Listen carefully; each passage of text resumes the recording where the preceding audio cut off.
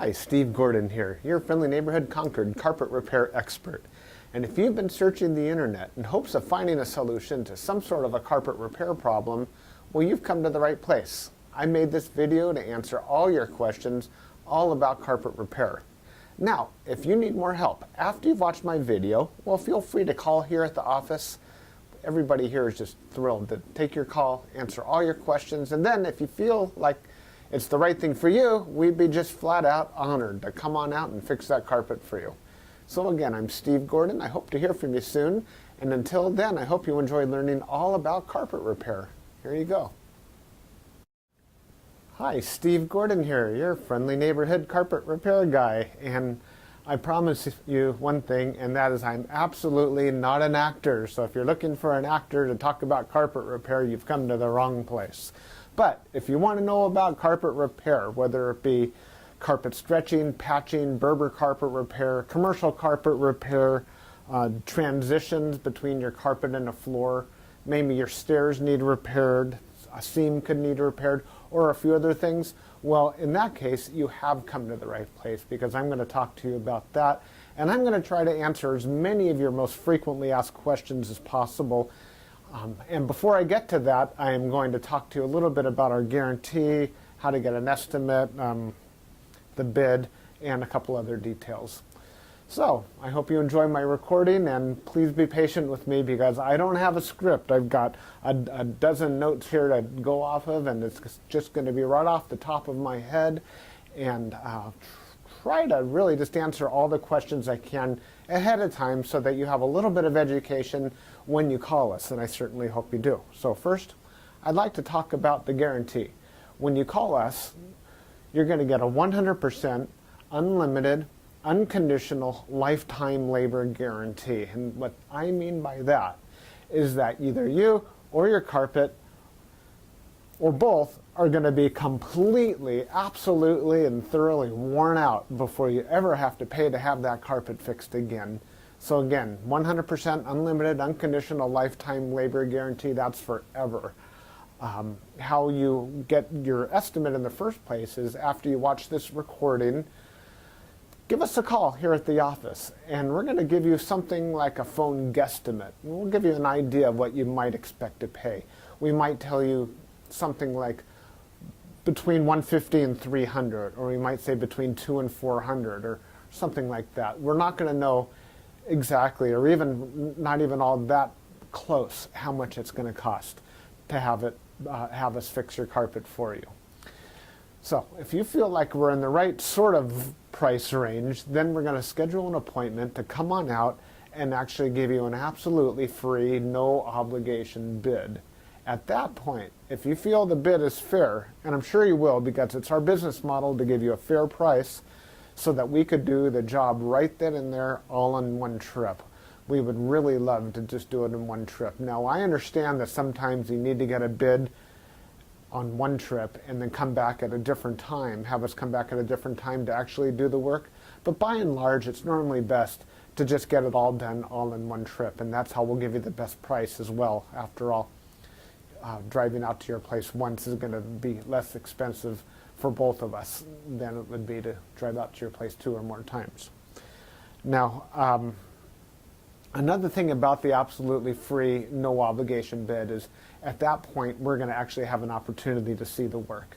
We're going to see exactly what needs to be done because you see, when you call us on the phone, even though you think you've explained the situation thoroughly, it's very likely that either myself or one of my assistants here that helps me answer the phone won't really understand exactly what we're dealing with until we actually see it. And so that's why we really do want to come out and give you a bid in person. And by the way, if you don't like the bid, if you don't think it's fair, we're going to walk away absolutely empty-handed, and that makes us sad. So sad, because we want to be out there, we want to fix your problem and put a check in our pocket and go off to the next one. After all, this is what we do for a living. This is how we feed our families. Speaking about money, please don't pay cash. We would really prefer that you pay with a check made out to Creative Carpet Repair, or use a credit card. You can call in the office with a credit card. So cash, it's against the agreement I've made with all my contractors. Now, If you work with me directly, if I'm the actual contractor that shows up to your house and you want to pay me cash, I'm happy to take it. But for any other contractor throughout my entire company, please don't pay cash. Now, I want to talk a little bit about the carpet repairs. I've got a little bit of housekeeping out of the way. Let's talk about carpet stretching. Most people wonder why their carpet is all rippled up. So if you look out at your carpet and you see more waves than the ocean, or it's more rippled up than you can believe, and there's peaks and valleys in your carpet and you're getting seasick just looking at it, or if it's a trip hazard, there's a real good chance that your carpet was never stretched in tight enough to begin with. You see, whoever stretched your carpet the first time around more than likely didn't use a power stretcher. Now what a power stretcher is a pole that it butts up against one wall on one side of the room, and this pole runs all the way across the room to a head that's on the other side. And when we push down on this handle, the carpet gets stretched, and it gets stretched so tight that we have no doubt at all that we're going to be able to live up to that unlimited, unconditional lifetime waiver guarantee. That carpet will never ripple up again. You have my absolute word of honor on that. And if I'm wrong, we'll do it again for no charge at all. When we stretch carpet in a room, it's always best to have the room completely empty. We can empty the furniture out of the room for you if that's what you need, but more often than not, the customer will want to get as much as possible out of the way. Now, don't strain yourself. Don't go moving a giant king-size bed or a dresser that weighs, more than 10 elephants. That's not cool. We have special tools. We have these sliders that we can put underneath the legs of the furniture. So even if your dresser weighs a couple hundred pounds and it's harder than heck to move, we get those sliders underneath there and we can move that stuff around if that's what we need to do. So don't strain yourself moving the furniture. Also, if you have a king-size bed and it's just completely unreasonable for whatever reason to move that bed, quite often we could stretch the carpet in that room without moving the bed. It's a lot more work. Those poles that I spoke about, they go actually underneath the bed, so we stretch the carpet right underneath the bed to the other wall. And it's a lot harder. It takes us a lot more time and effort, but it can be done. So that's a little bit about carpet stretching. We use a power stretcher. We don't just kick it in with our little Susie Homemaker little knee kicker, and it leaves a little bit of extra carpet at the end. We cut off that excess, and you'll see how much carpet we cut off when we're done. We throw it in a bag, and we tuck in the carpet along the edge, and boy, life is good. It looks so much better. One thing that you might be aware of when we finish, though, is if you had large ripples, the carpet could be soiled along the top ridge of those ripples more than at the valleys, and that makes sense. Where you're walking, that's where it's going to get more dirt. So after you stretch the carpet is a real good time to have the carpet cleaned. Also, the carpet's out of the room, and the furniture is out of the room, and it's just a great time to clean the carpet. It looks a lot better at that point. Mind you, like I said, this is unscripted, so I'm just going to talk to you about carpet repair. Now let's talk about Berber carpet repair for a minute. Berber carpet repair has rows. Well, Berber carpet has rows. And actually the word Berber carpet, or the name Berber, it isn't exactly accurate. Berber carpet actually comes from a place out in the Middle East, country or countryside, where the area is called Berber, the Berber people or something like that. Anyhow, it's a very expensive rug, Berber rug. That's the actual meaning of the word Berber rug.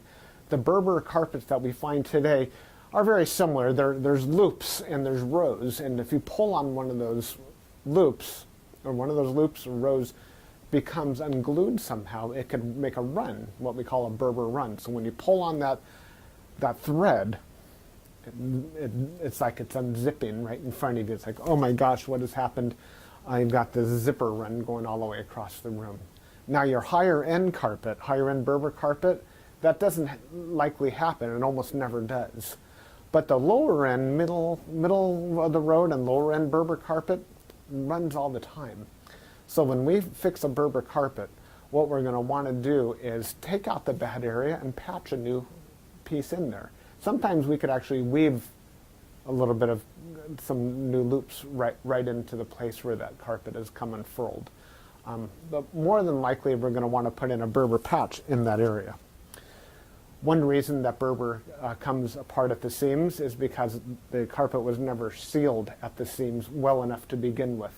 Your carpet installer that originally installed that carpet was supposed to use a latex sealer or even a glue gun or something to seal the edges of the carpet.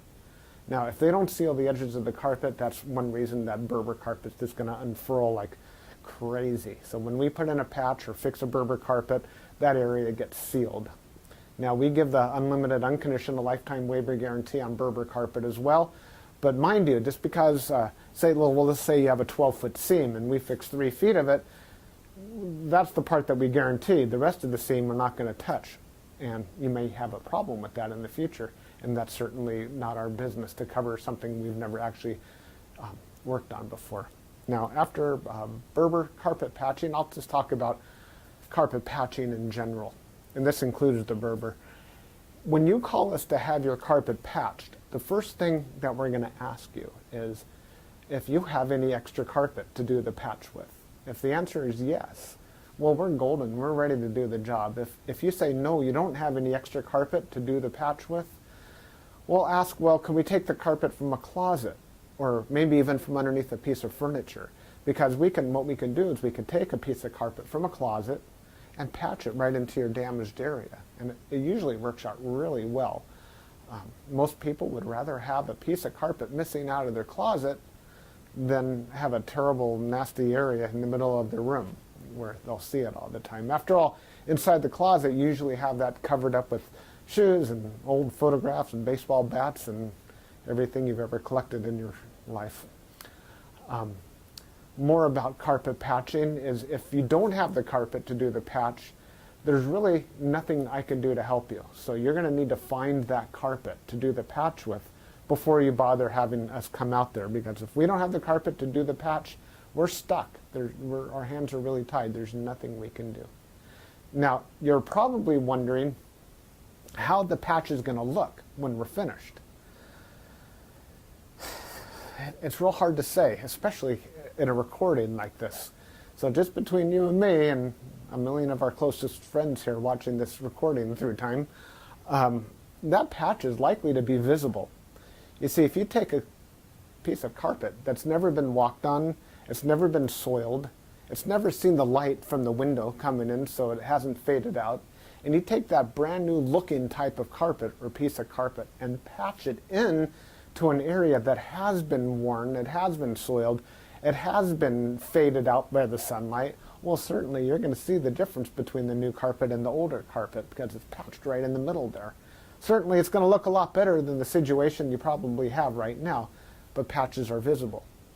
Another reason a patch might be visible would be because, well, thick carpet, thick nap or plush carpet hides the seams quite well. A short nap carpet, like a Berber carpet, for example, or any of the commercial type carpets, they're very short nap. They show the seams far more.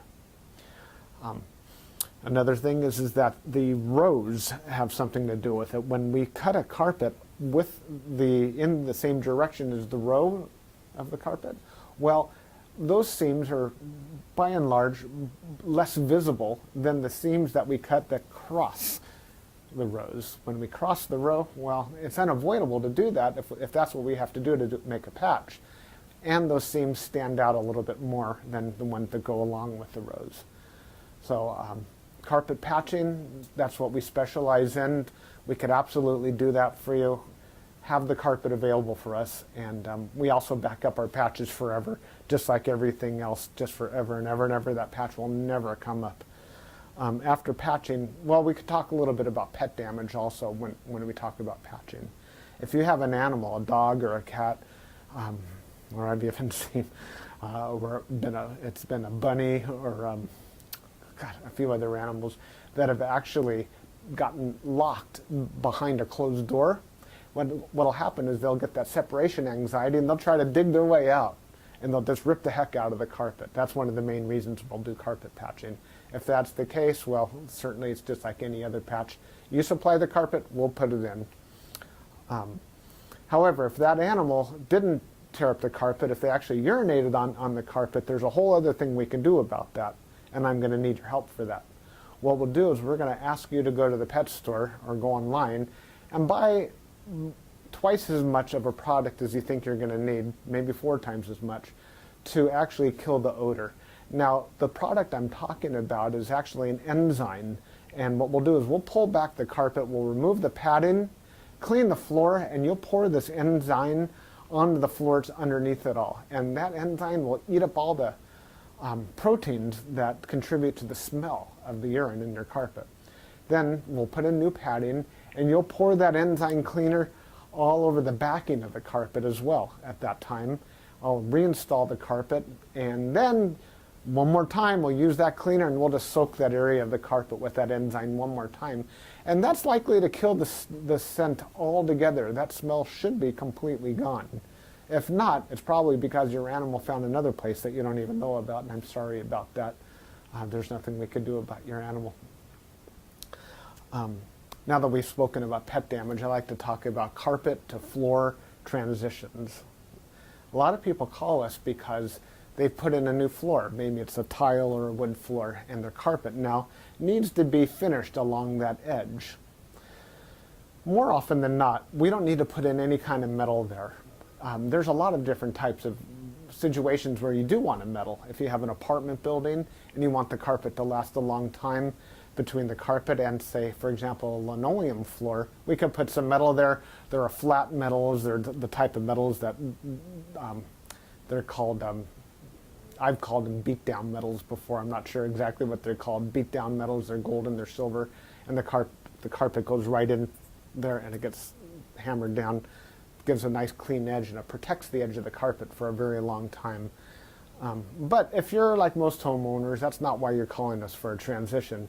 You're calling for the transition because you just put in a nice marble or travertine floor, or maybe a wood floor. And so what we'll do with that is we're going to pull back the carpet and put in a new tack strip right up alongside that floor. Now that floor is going to be holding the place as if it were a wall. So here's your floor, here's your tack strip right in front of it. We're going to pull the carpet over that tack strip and tuck it in right there.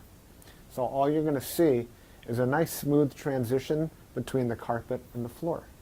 Now, many times when you put in a new floor, it's important to put in some work into the subfloor underneath, and that might include using hardy backer or some other type of material that raises the floor up even higher than it would have been.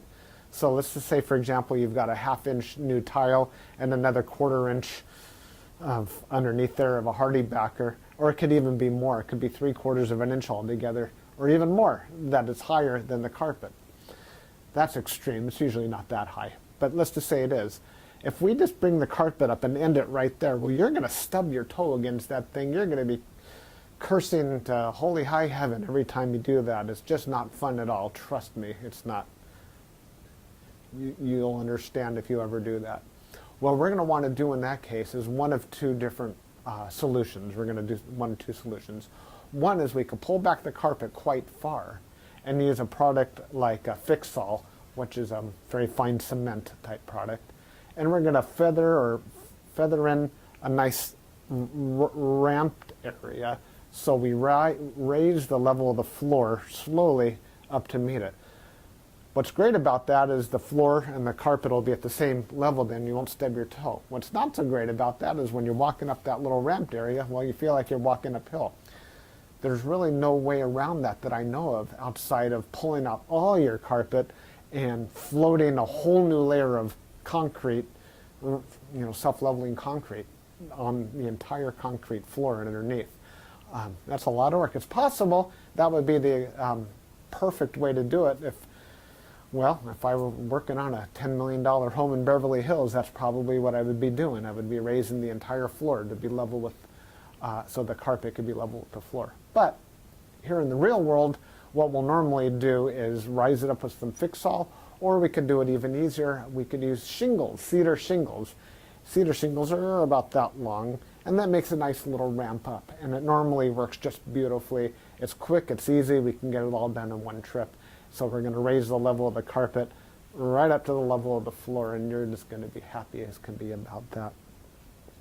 Some transitions are round, curved. Other transitions could be squared.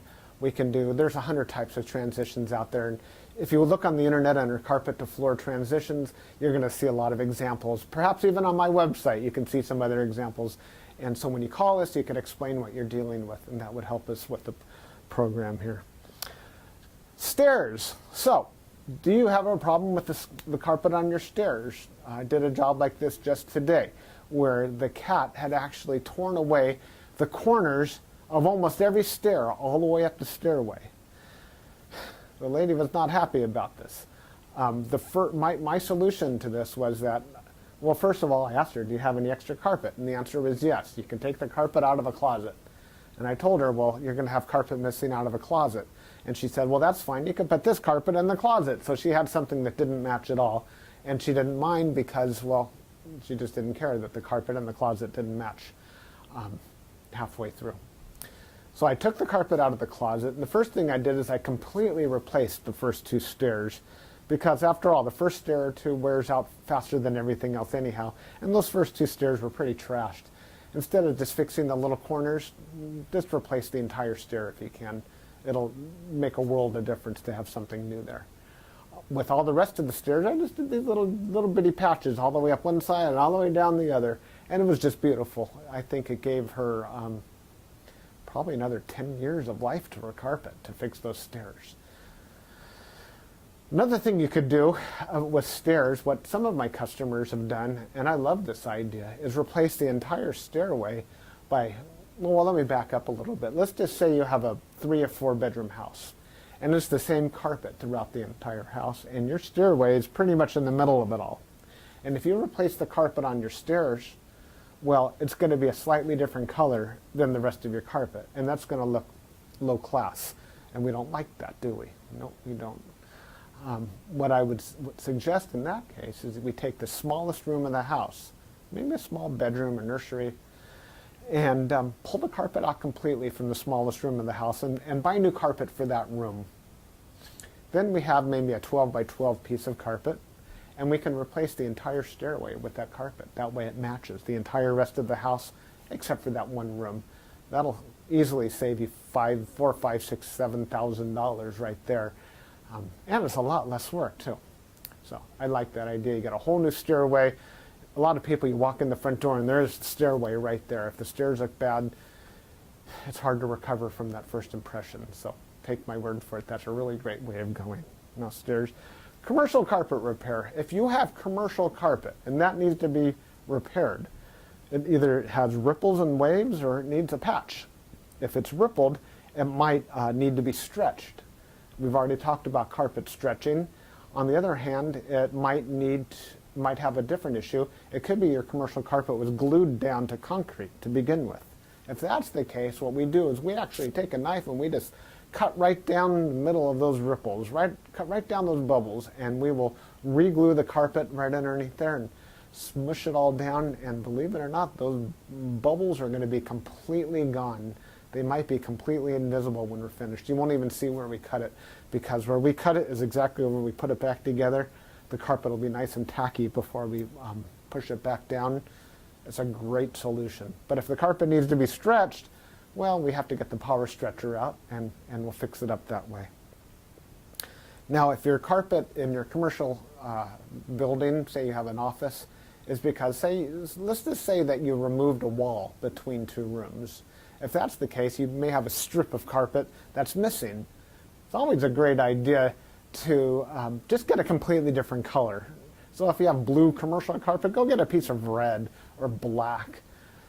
Just something completely different, because a patch going all the way down through the middle of the room that's just a little bit off, it looks low class again. But if we put a strip of red down the room, or burgundy or black, people walk in and they go, oh yeah, these people have got some class. They got a decorative idea. So that's just my opinion. Use a completely different color if it's something goes all the way across the room. Now if it's just a patch, a small patch for whatever reason, and you have a little extra carpet, we can always patch it in with whatever you have. Seam repair. Good news and bad news. The good news about seam repair is that we can make your carpet so the seam doesn't keep getting worse. The bad news is that if it looks bad now, it's probably not going to ever look good again, regardless of what we do to it. Seams have to be done properly the first time. You see, when we seam a carpet together before it's installed, we'll use a straight edge and we'll cut down both sides of the carpet, and then we're going to seal the carpet on both edges, and then we're going to seam it together, and it'll be perfect. When it's completely cooled down, then we stretch it in. If we go back and try to open up the seam and cut that carpet off and try to bring it together, the chances of it ever looking better are right around 0. So I'm sorry to tell you that your seam repair, we can make it possibly look a little bit better. We can make it stop getting worse. We can make it not be a trip hazard any longer. But don't have your expectations too high when it comes to seam repair. The last thing I want to talk about is flood damage. Now, if you're watching this right now and you've got a flooded out carpet, you are in a world of hurt, and I'm sorry. The first thing I would do if I were you is probably have about 3 fingers of scotch. And then I would go ahead and get an extractor, like a hot water extractor. You can rent them at the just about any rental yard, and just start extracting all the water. Pull back the carpet, get rid of all the padding that's underneath your carpet. Rent a couple of blowers, or as many blowers as you need, and these things, they kind of look like a snail. As a matter of fact, that's their nickname in the field. We call them a snail. And they're shaped like that, and boy do they ever blow. And you can blow dry the whole underneath of your carpet. Set it up and get the carpet completely dry. At that stage, that's when you call us, and we can supply new padding, put a new pad, reinstall your carpet, clean the carpet for you if you're in an area that we do carpet cleaning, and life is good. You can put your furniture back and you'll be happy again. You don't have to do it yourself. If you want to call a company, even ours, depending on your area, can do that extraction for you as well. Now, if it's really flooded, I mean, seriously, like you're ankle deep in water, don't even bother. It's beyond almost everybody's ability. That means that your baseboards are all going to be all wet. A professional company will come and remove your baseboards, and we don't do that ourselves. They'll remove your baseboards, they'll drill holes in the wall, attach blowers to your walls, and blow dry the entire area, inside the walls and out, the carpet, the floor, the whole shebang. And then we can come in and put the carpet back down at that point. So I hope that I've answered your questions. If you have any additional questions, now that you've heard me talk for the last I don't know how long, feel free to call me here at the office. I would be just tickled pink to hear from you. If I'm not here, one of my assistants, whoever answers the phone, will be well trained and will be able to answer any questions that you have about carpet repair. And then at that point, we'll be absolutely positively honored if you would have us just come on out to your place and fix your carpet for you. And that's all I have to say. Again, I'm Steve Gordon, and I promised I wasn't an actor, and by now you believe it. I'm a carpet repair guy, and I'll be looking forward to hearing from you, so please call me. Thanks. Bye-bye.